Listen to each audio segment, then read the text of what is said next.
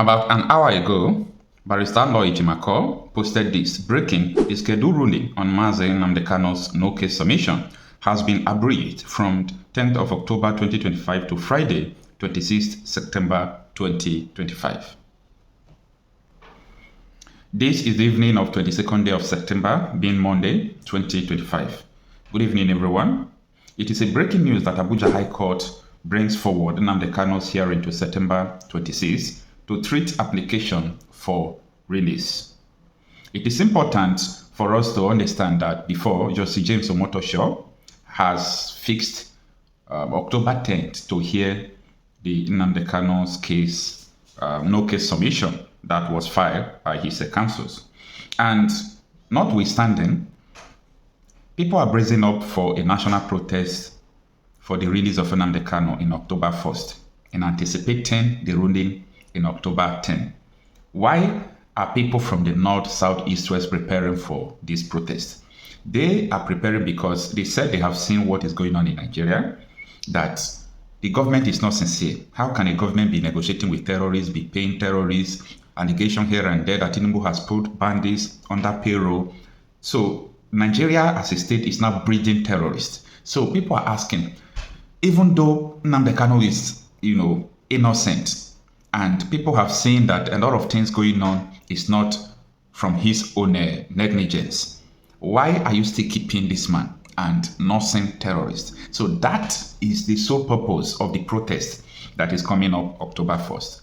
Little do we know that the Federal High Court, have another plan. So instead of October 10, they are bringing it back to the 26th day of September. I'm talking about this week, Friday. Yeah.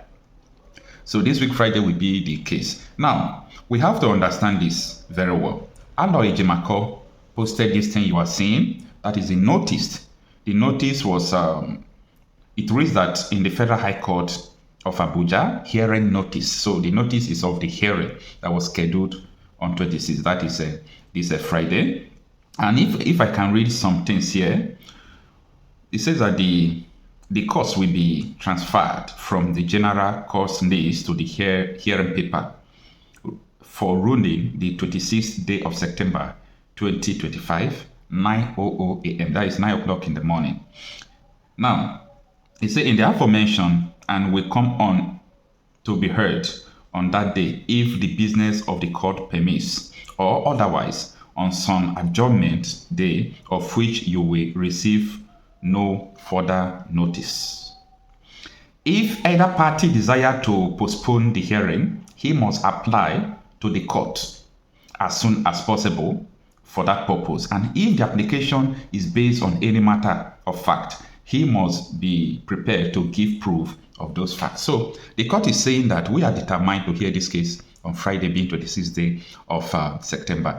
If the federal government side or Nnamdi Kanu side said they don't want to participate on that day, you must bring a proof for your objection. Why you say you don't want to participate in this date being Friday. Now, the following paragraph reads that the parties are warned that at the hearing, they are required to bring forward all the evidence by witness or by documents which each of them desire to rely on in support of his own case and in contradiction of that of his opponent. The proof will be required at the hearing and not on a subsequent day.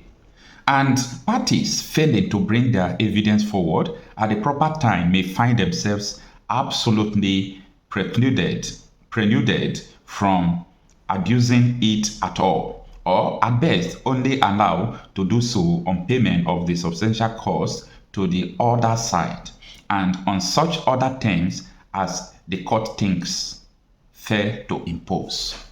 So the court is warning each party now, if you are coming that day, just bring all your evidence you have. We don't want a situation where someone will say, I don't have the evidence here. Tomorrow, I will bring the evidence to court. The court is saying, no, bring all your evidence to court. If there is anything you have, any evidence you have, just bring it to court.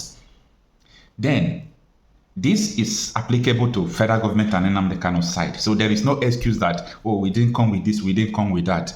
That is to the notice of each parties. Now, let's take it as we are going one after the other. The next paragraph reads that parties desirous to enforce the attendance of witness should apply at once to the court to issue one or more summons for the attendance of the witness required. It is indispensable that the application should be made so as to allow time for reasonable notice to the witness required.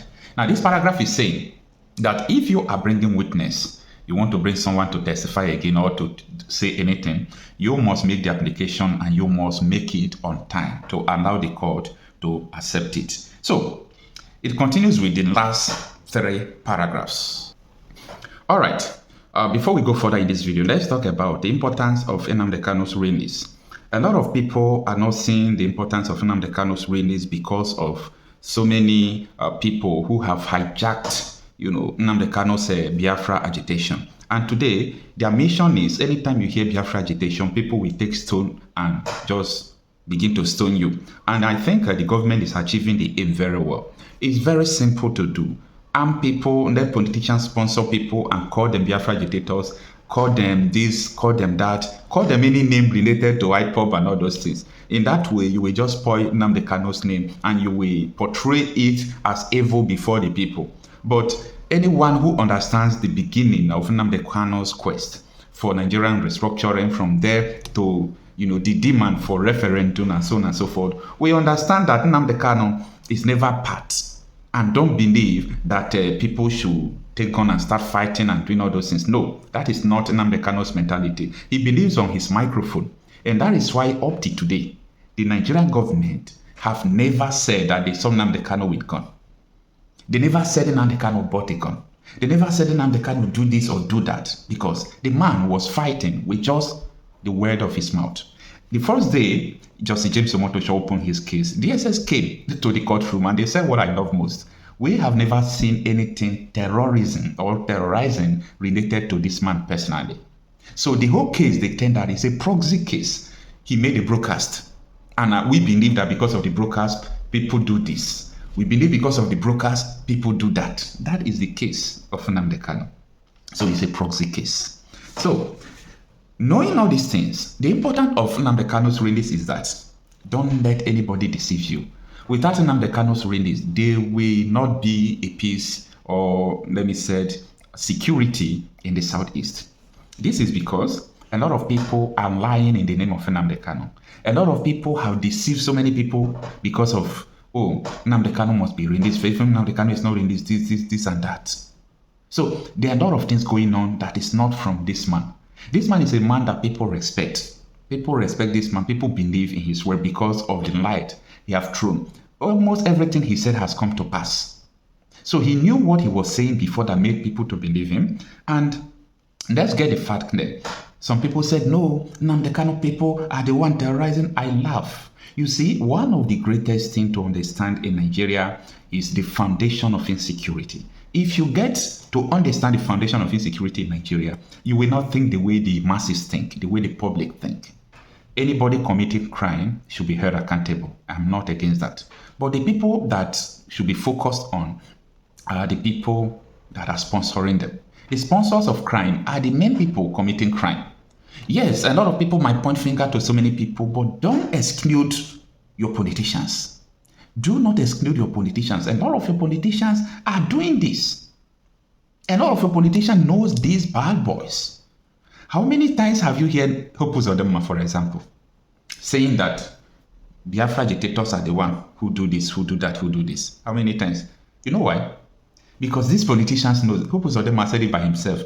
All these people killing in Imo State are not from IPOB. We politicians are the one using them. Our political enemies are fighting us. That is a statement from a sitting governor, Hope Uzodinma. And people think that Hope Uzodinma took something before he started saying that. See, right from the day Supreme Court declared Uzodinma as governor till today. You know, before he came back from Abuja, they burned his house, burned his Rolls Royce. Who sent those people to do that? I am talking about empowered gangs, empowered people who are disorganizing everything. They are from the politicians. They are from the politicians. Nnamdi Kanu is not, part of those kind of mentality. You understand? Now, if you come up to this point, sometimes people will say, no, he said that Nigeria will be like Afghanistan if they did not do this, if they did not do. I ask, is Nigeria not equal to Afghanistan, or if Afghanistan not even better than Nigeria? Is Somalia not better than Nigeria today? Terrorists are ruling you.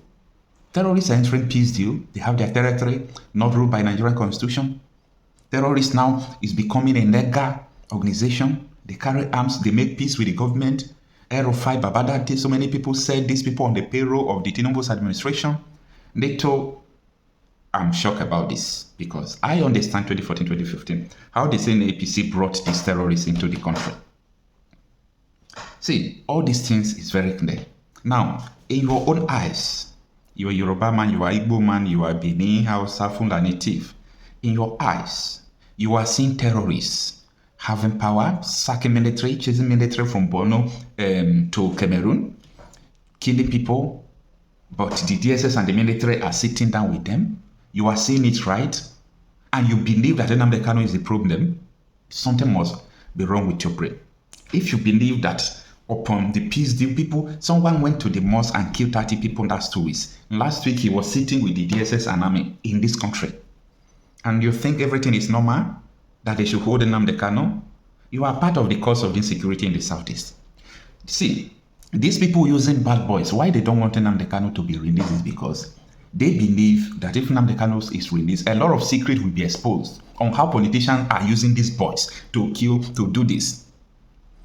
You saw the video that this guy, Gento the Yahoo, as they call him, made. That they had meeting with those of them. Most of them even sent them to go and kill Ugochiri. Most of them are sent them to go and kidnap. Most of them have a right of reply to this. Okay? But it is on the note. And he made the allegation on April. Most of them did not reply till today. And he said they did not agree on Ugochiri own. And most of them are send another people to go and strike Ugochiri. So you are saying that someone is confessing that politicians are doing all those. You are still calling Nnamdi Kanu. Something was absolutely wrong with you. Something is wrong with you. So I understand how all these things works. There is no insecurity that can persist in this country for 1 week if the government is not sponsoring them. It doesn't. No level. Ordinary vigilante or one pass, we chase them out and kill them. But the politicians are sponsoring them, making arms available for them, and so many things like that. A lot of you people don't understand what is going on, but this is actually the truth. Nobody wants you to know about this. And it's IPOB. If Benin, Edo State, is part of the Southeast, they will say IPOB is responsible for what is going on there. My state, the Delta State, in my community, even a Kano, in the beginning of this year, all these terrorists take hold of our farms. It took the effort of fortified vigilantes to enter bush and disorganize them. Some of them were caught alive. And we saw what is going on. If for example, my community or my local government is in the core east, like Abia, they will say these people IPOB or this thing. It's the political sponsored insecurity, the people who are invading communities, who are still terrorists, and people who say they are agitating and they are under political influence, destabilizing and naming IPOB, tagging IPOB bad names. These are the 3 sets of insecurity. I'm not defending. See, it is a matter of time. Just give it more time. The truth of everything will unfold. People hardly understand the truth when things is just faming. When the news is all around, people don't understand. But after some years, you will begin to understand. And that is why all these politicians, before they die, they will write notes. How we stop Biafra agitation. How we disorganize them. How we sponsor boys to stop Biafra agitation and tag them that they are the one doing it. That book is coming. That book is coming. So it takes a lot of study, background check, and it takes a lot of things for you to know. All these people killing, are they on the wanted list of the government? How many are on the wanted list of the government? So you don't know why. Anyway, I have to stop this video here. Let me know what you think on the comment section. I am Okocha Happy myself, a complete reporter.